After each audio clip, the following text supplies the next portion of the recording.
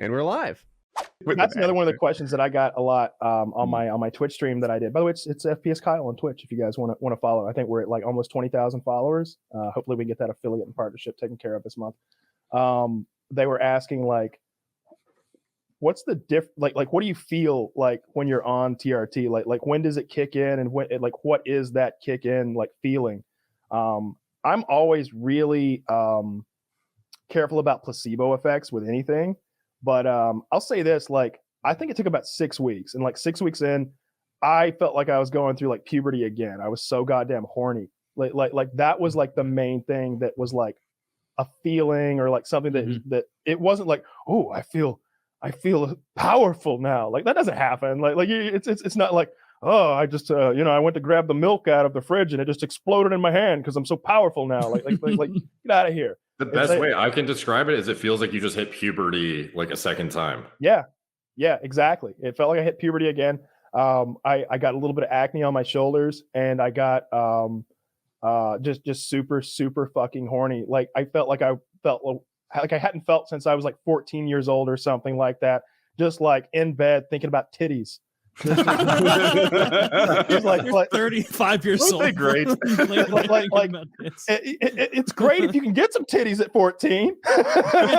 Not all of us could get titties readily at 14, right? You're just like, man, I wish I could get some titties.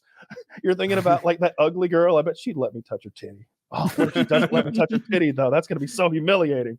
I can't even touch an ugly titty. But it was that level of horniness at 34 years old. Was the acne horrible?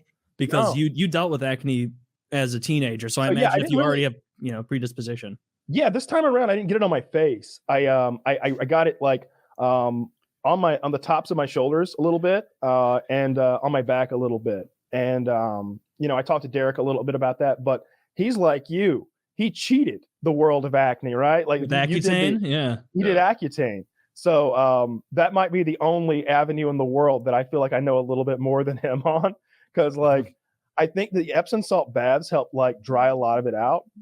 Tea tree oil helped a ton. Regular exfoliation, but not going overboard with it, because if you go overboard with exfoliation, you get really inflamed. And like 10% benzoyl peroxide, like. I found a nice daily thing you did to get acne away. Okay, so it would have been an issue if you weren't on top of it. Yeah, I don't know how big of an issue. Like okay. I'm, you know me. I'm always. You like to be perfect. Yeah, Your administration frequency also helped reduce the potential for breakouts too, because he was keeping his blood levels like really stable with daily administrations versus a lot of TRT clinics will prescribe one shot like. Here's a shot every 1 to 2 weeks, and your levels go like fucking this, and then they go down, and then they go like this, and they go down. So you get like way higher spikes in estrogen and DHT, and just everything that could go wrong from taking your test is exacerbated when you introduce just a ridiculous amount to your system at one time. And ultimately, when you pin daily, I'm not saying you should do that or everyone does that because it's a nuisance to deal with after a while, but the more stable your blood serum concentrations are, the less aberrations you have, the more representative it would be if you had like natural testosterone like pulse out of your balls. You know what I mean? So that's like replicating more natural production. You get less side effects in general. That's another one of those things where I don't know, I wanted to like squeeze that last 1/10% of like growth efficacy.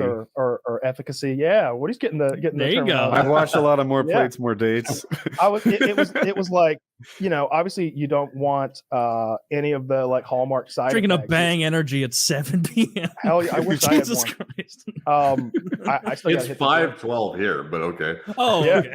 Well, then that's okay.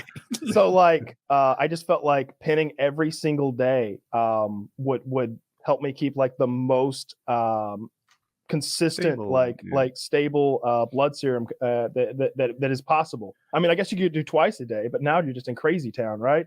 But like, because almost nobody does every day. Almost everyone who's like super serious about it does like every other day, and then like and the vast majority is doing twice a week or something like that. But Derek, I'm already pinning the carnitine every single day, and compared to pinning a milliliter of carnitine into your ass every day, shooting a few units into your delt is nothing. Yeah. from Kyle's Twitch, someone said, "Hey, is there a way to do test other than needle?" Which Kyle's calling pinning. And Kyle answered quickly, said, "Not a good one." But now that we have Derek here, if someone didn't want to pin, would you tell them stop being a pussy, or would you talk about alternatives, or talk to me? Yeah. So like the only other viable alternative really would be like there's like nasal testosterones, but those are going to be like in and out of your system very quickly, and you're not going to be able to build up enough of a serum concentration to get the same kind of an effect. There's also the transdermals, like you can apply cream or gels, but how many people want to apply cream to their, like the best way to absorb it, to be honest, and it sounds fucking ridiculous, is applying it to your scrotum. So like who wants to literally like slap a goddamn thing of cream under your ball sack like every single day, potentially twice a day too, and then have to avoid getting that on your kids, on your wife, on your whatever. Yes, wait. That's where I was headed. This is the best part.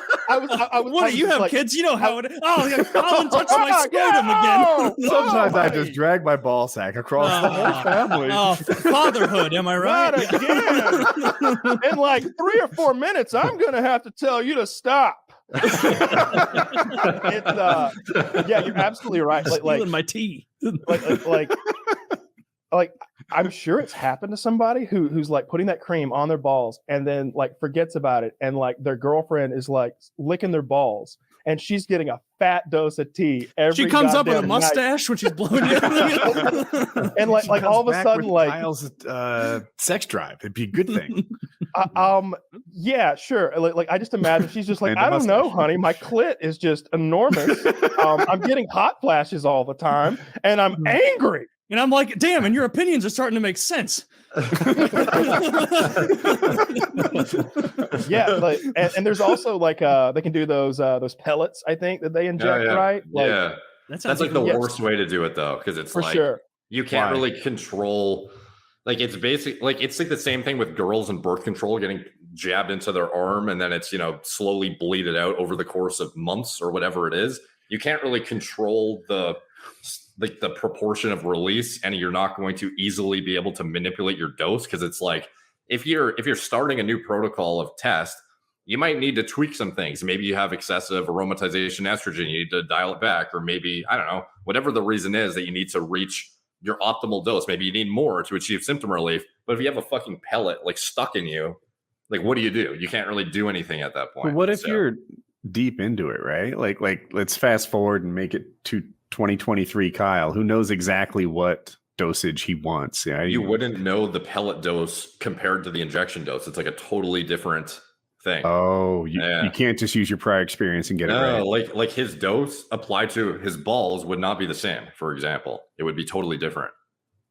Yeah. Okay. And it would be experimental. Like we would be like rubbing different amounts on my balls for like months. To be clear, I was talking about the pellet though. Like same thing. Yeah, same thing. You'd have to literally put a pellet into you and then go get your blood tested multiple times and see, where it's at, see if you have symptom relief during these points with these blood levels. And ultimately, if you want to manipulate it, it's like, what do you do? Like unimplant the thing?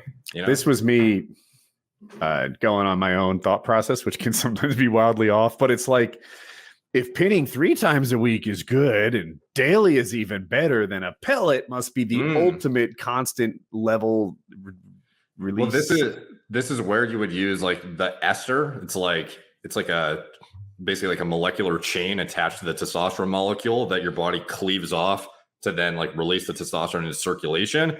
The longer that ester chain is, the more stable it'll like bleed into your system over a certain amount of time. So that's why with prescriptions, you typically will get prescribed testosterone enanthate or testosterone cypionate. These are long esters that last in your body for like a month. So it's more optimal still to have, daily administrations, because you're still going to get those little spikes every time you pin. Mm-hmm. But ultimately, if you wanted to do like once a week, you might be able to get away with it. I understand what you're saying, though, with a pellet, it's like self-regulated, you would think, where it just like slowly bleeds. But like over 6 months or a year, like some long period. No, like it's widely viewed as like the least effective treatment option. Yeah. Okay. What is I guess there's the science isn't there yet to effectively do it just with a pill. Like, is there a reason for that? Yeah, it gets like mostly broken down when you ingest it. So a lot of these hormones, like a lot of the oral steroids, they have something called 17 alpha alkylation, which basically makes them liver toxic. And the reason they're liver toxic is because if you don't make them liver toxic, your liver will literally break it down into nothingness and it won't actually survive ingestion to then do something. Mm-hmm. So when you're using oral, especially like even birth control, people don't realize that it's not really good for your liver. Like it's not good for your body necessarily to be ingesting these like, oral compounds. So I'm not saying estrogen or birth control is, as liver toxic as an oral steroid necessarily, but ultimately with testosterone, when you ingest it orally, it doesn't survive it significantly enough to really get to levels that would give you symptom relief. Comparatively, like with L-carnitine, for example, like I think that's a good comparison, right? So I inject that milliliter of L-carnitine every day. It's 500 milligrams. That's the potency of the carnitine I have. I would have to ingest something like 7 grams of it orally. And now you're having to deal with a situation where I believe it caused cancer in rats when they dosed at super high dosages. So not only you were just battling cancer, so you sense. And I just got over one bout of cancer warrior here. All right, I want that survivor. I'm gonna. I should not mock cancer. This is not a good thing to stand on. Round 2, it'll be liver cancer, and I'll be like, it's kind of harder than that little thing I had. They took my liver. Derek's next video will be like, Kyle flew a little too close to the sun here, and I'll explain why. For new viewers, Kyle had skin cancer near his eyelid. On my goddamn eyelid. I want that to be known. They cut a chunk out of my fucking eyelid, and it was the most painful shit I've ever been through in my life. And I've broken some bones, and I've had some 3rd-degree burns, but you haven't felt pain until a doc sticks a fucking people are talking about being afraid of needles. That's one of the biggest things we got, where like guys want to get on board, but they're afraid of needles. The needle they stuck in my eyelid is way bigger than the needle that you would actually pin your testosterone with. I went and grabbed a needle or a syringe. So I use a 29 gauge, and it takes a little bit longer to like get it in, because testosterone is in an oil. It's they use a bunch of different oils, MCT oil, linseed oil, different stuff like that. But that's the base. So it's not like you're injecting water. The carnitine is more watery or water-based. And if you were to like fucking, and by the way, a milliliter is this whole fucking syringe. It's the whole thing full. Like that's how much that's the 29. How big of a tip is that? Like a normal shot tip, bigger? Like, let me see if I can like get the camera to focus for you. This conversation, by the way, is the day that I was so confident Kyle was on steroids or TRT or whatever that I asked him about it after the show. One of the giveaways is being super knowledgeable about it, right? There's a couple like trap development, delta development. There's the gyno, like Derek does. Derek knows, but one of the giveaways is a guy who's just like an expert in these things, and I think we were talking about self-administering COVID vaccinations because we all wanted way too much about it, but couldn't get it. And he's like, like a 27 gauge pin's really, it's kind of sucks, but a 29 gauge pin, I could totally do that by myself. It's no big deal. Maybe have it. And like, I was like, dude, this guy is pinning. He's just interested in needles. This guy has some kind of a needle fetish. That's what I should have told you. Like, I'm going to be honest with you, Woody. I really like when women inject my balls with saline. It's humiliating. Please don't tell anyone about my syringe fetish. Yeah, had detailed syringe knowledge. I was like, he's painful. But like it's an insulin pen. If anybody like knows somebody's diabetic, that's what I use. And I use a 29 gauge. I get them off Amazon, like 100 at a time. They're pretty fucking cheap.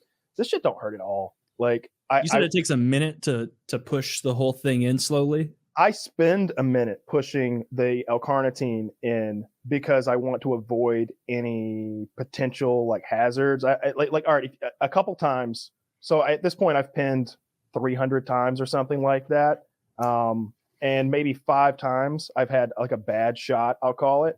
And what happened was I went too fast, right? So like normally when I'm putting it in, I'm literally going like this speed. Like so almost imperceptibly slow to the human eye. I'm going so slow. But at one point maybe I did like this, and you do that, and that's enough to like make a lump and a bruise, and it hurts. It's not the end of the world or anything, but it did hurt. It didn't feel good, and it made a little bruise on the top of my ass cheek. The first time you pinned, were you, I'm looking for the right word, squeamish, squirmish, nervous, hesitant? Really, even number... the follow-up was how long were you nervous? But I was so jazzed. As soon as it got here, I was just like fucking kid under a Christmas tree. I was like getting that shit out. I already had all my like alcohol swabs and my syringes ready to go, and I was just like, I had already watched plenty of YouTube videos on like how to draw and draw the medicine from the vial. There's a little bit of a technique. You push air in first, and then you draw out, so you don't have a vacuum going on, or you do have a vacuum going on. And backfilling syringes is a thing, so you're not like wasting huge amounts of medicine. So what I do is I pull the back out. I take a larger syringe and I fill this up to where I want to be, but you never get it just right because it's oil and it's sticking to the inside of the barrel. So then get all the air out, and then do the opposite. Take the big syringe, pop the back out of it, and careful like not to contaminate anything, right? Like I'm not sticking plungers on tables and stuff. Everything's staying clean, and I just get the excess out until I have the exact amount I want in here. And yeah, it's super easy process. That would have seemed like one of the hard bits to me, is the first couple times injecting yourself. I would hate it's a lot less daunting when you're using a tiny insulin pin, though. Like if you're doing it as frequently as Kyle as you can get away with the small, little diabetic style pin, versus most of us, well, like, me and other individuals who took gear the first time, we were using like a fucking harpoon. That's way more daunting. And it's, that is actually, kind of sketchy. That's what Wings does. He does? Yeah. Wings puts like, I don't want to get he's putting like a 25 gauge, something like that. 20, maybe a 23, like into the top of his thigh. Not calf, in the top of his thigh for testosterone. Oh, yeah. I think I heard it from you. Is he doing it once every 2 weeks? I think he's doing. I just remember the administration wasn't. We just talked about like why I feel, and based on my knowledge, and obviously like Derek's recommendations, that every day or at least every other day is like a really good way to do things. I remember like hearing what he was doing and thinking that's not ideal, but it's none of my fucking business. You know what I mean? I think he was doing every 7 days or maybe every 10, something like that.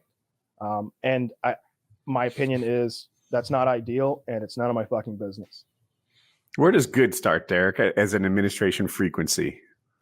Well, it depends again on your own individual response, because some people I do know that can get away with once a week just fine. And you have to keep in mind too, without getting too bogged down in the science, if you have a high sex hormone binding globulin, sometimes you might actually benefit more from infrequent shots, because you might want to drive it down by having a more aggressive like influx of androgens at once, which then drives down the SHBG, which then frees up more testosterone from the binding protein to be, get to target tissues and whatnot. But ultimately the most like basic protocol is like Monday, Thursday, like twice a week kind of thing. And that's sort of where, incremental increases with diminishing return starts to come in. So it's like, 3 times a week, decent amount better. Every other day, a little bit better. And then the difference between every other day and every day is like fucking fairly minuscule. But it's some people I know, it's the difference between them like having gyno symptoms and them not. So for those individuals, it's necessary. But for some individuals, it makes like almost no difference at all. Yeah, it sounded like for Kyle. I didn't want to run an aromatase inhibitor in AI or anything like that. I didn't want to get into anything like that. And obviously wanted to avoid as many side effects as possible. So like, again, like anybody's like afraid of the needle, like I hate to say it like this, but don't be a bitch. Like, about this, like I tell you what, you can buy like really small packs of these 29 gauge needles. Get one of these syringes and some alcohol pads, sterilize your delt, and stick one in you. Don't inject yourself with air or anything retarded, but like get an idea of how much this hurts. Because I know guys who like practice with B12. They'll get like vitamin B12 injection. They'll like practice with that. Yeah, it's there's nothing to it, and like I know fish only has one testicle. or maybe he's gonna be mad. Accident or birth? I think it's just birth. I want to say he's got like one big testicle and one like little one. I choose to believe that's true. The big testicle ate the smaller one in the womb. Yeah, it's like a Pac-Man situation. Yeah. And I didn't know that. And I don't know. We were discussing like whether like maybe testicle size might have something to do with the amount of T he had, and he was interested in like getting his testosterone checked. And but the real holdup for him isn't even the injection; it's the blood testing. And I do not like giving blood. I don't like. I did not like going to LabCorp. You know, I always try to like put on a good like face when I'm going in there. I'm like, hey, it's time to do the thing. I bet you're a professional at this, huh? Like I'm trying to make small talk with this lady. I always try to like talk them up. I'm like, oh, you must do this all the time. I bet you're real good at it. I'm hoping that she's like, day one, sweetheart. Oh, I've been doing it for 67 years. They like, can't fire me because I'm in the union. Yeah, like, but I really dislike getting that vein popped, and I've also like, you know, they do this one in the hospital a lot. I don't like that either.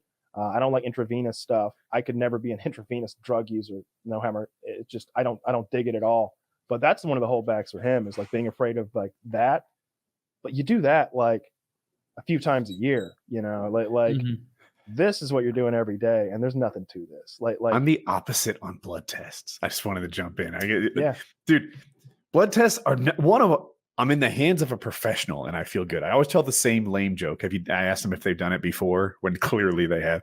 And they spot my vein from across the room. It doesn't even look that visible to me. But they're like, oh, you're going to be easy. Like from 6 feet away, they say that. And they get it first time every time. Get when you work out, you go in, they're like, you made this easy for me, didn't you? You just have a fucking huge vein climbing up your arm, don't you? Kyle had a roadmap. I can't compare to that, but they do spot that one vein from 6 feet away, and they think it's easy. When I gave blood to our medical professionals, that like one of the most difficult things is when someone like morbidly obese comes in to get blood drawn, and then they like get mad at them, where it's like, you had to stick me 6 times, and they want to be like, I don't know what I'm looking for. Yeah. Like I'm fishing in the dark here. Like I don't know. What's that device called? It's valuable in Tarkov. Kyle, help me. Yeah. LEDX.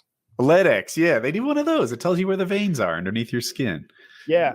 But you need not even the world's most powerful LEDX could delve that deeply sometimes. You know what I mean? Like if you got 8 inches of fat, they're boring in there at that point. They're getting out a giant syringe. I don't know.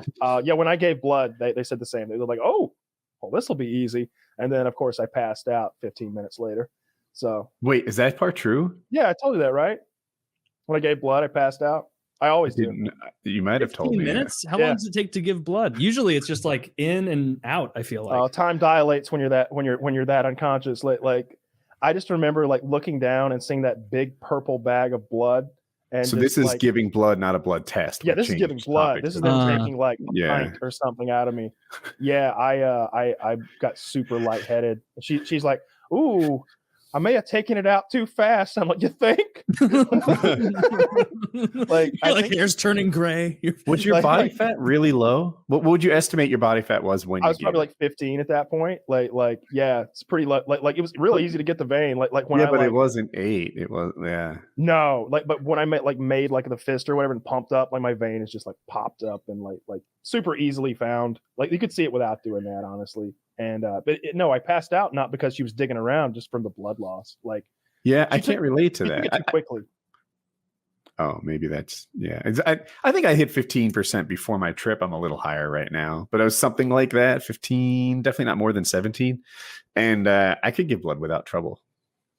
Yeah, I think I've gotten pretty good at like doing the eye test and like looking at your shirtless pictures. I think that's what I told you, is that you were right around 15.